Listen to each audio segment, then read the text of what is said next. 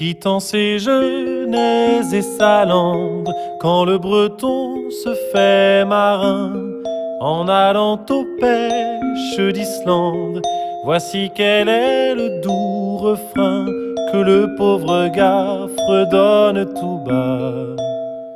Le voyage en Bretagne continue. Et cette fois-ci, nous allons poser notre valise à Lorient, dans le Morbihan. Lorient est une cité portuaire, encore active, et arsenal maritime.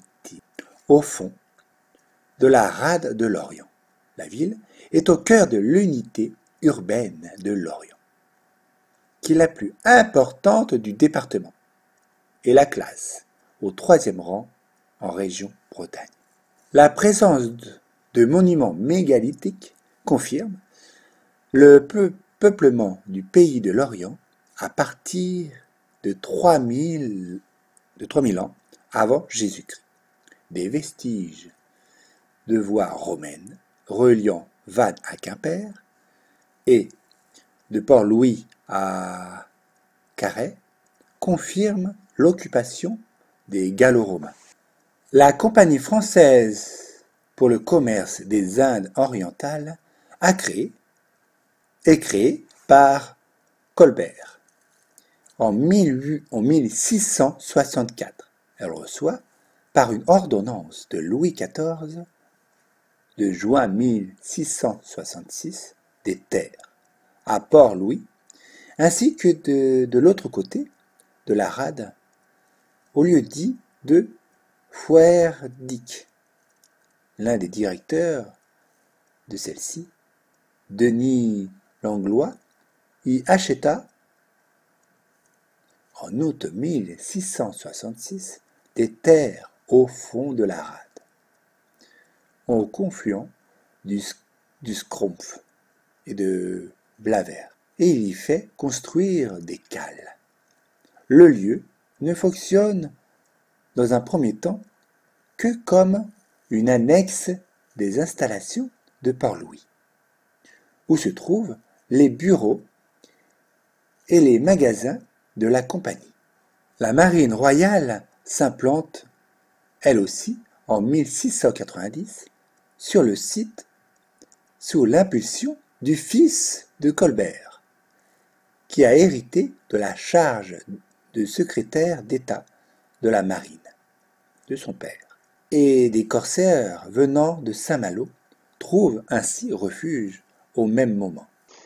L'arrivée de la machine à vapeur dans la deuxième moitié du XIXe siècle permet aux ports de relancer leur activité. Une première locomotive franchit le Scorff en 1865 sur le viaduc construit pour la ligne de Savaigne à Landerneau, la première ligne de chemin de fer desservant la Bretagne Sud. La première forme de radoub est agrandie et une deuxième est ouverte en 1861. La même année, la frégate cuirassée, la Couronne sort de l'arsenal suivi en 1876 et 1879 des cuirassés, la dévastation est de la Redoutable. En 1941, les Allemands, qui occupaient alors la France, choisissent d'établir à Kéroman un des quartiers généraux de leur flotte sous-marine. Mais très vite, les sous-marins seront l'objet de constants bombardements de la part de l'aviation alliée.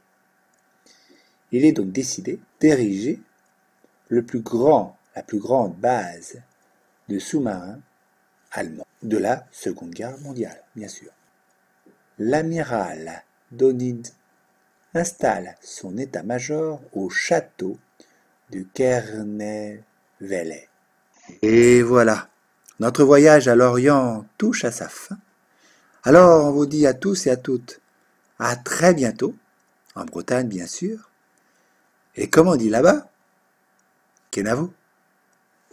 Et rendez-vous pour une autre étape du plus beau pays du monde.